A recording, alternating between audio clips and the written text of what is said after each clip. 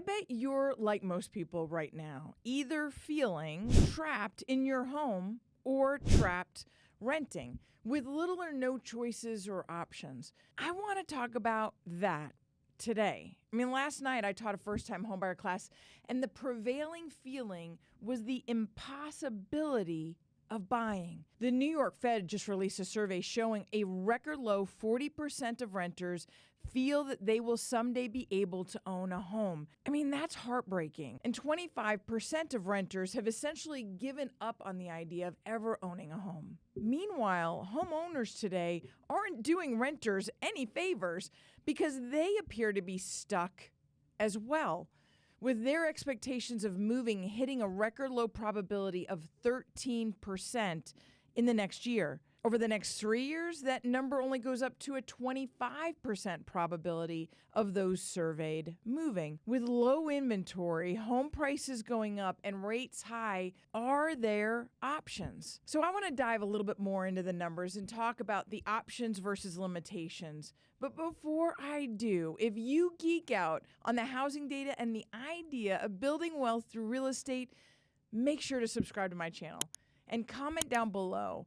I really want to hear what you're thinking right now about this market. Okay, so home prices continue their record-breaking streak. Black Knight, aka ICE, just released March's data showing prices increased 1.2% in March alone. This is 25% over historical averages, all while mortgage rates were hovering right around 7% that month.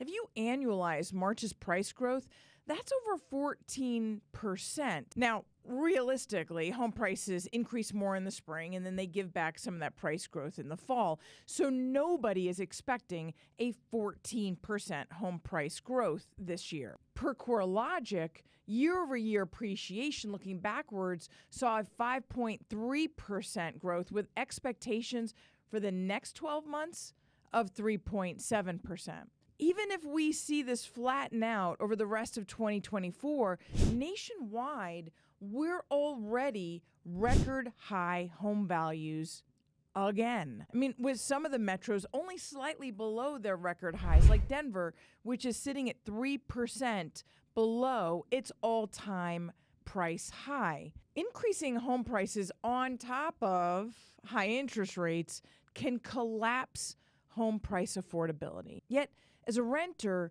is renting better?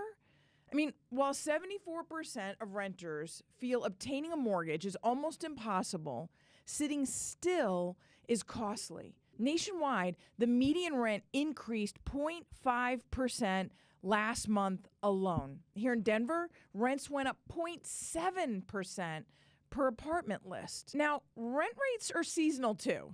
Like year over year, rents are actually down 0.8% from 2023 and down 3.1% from their high in August 2022. However, rents are 22% higher than they were at the start of 2021. Higher rents will continue to make saving for down payment and closing costs challenging, making renters feel stuck. While owning a home is not the right answer for everyone, and certainly timing is extremely personal, those who feel stuck in their homes have a slightly different story to tell. According to Clever, 93% of recent homebuyers regret their purchase.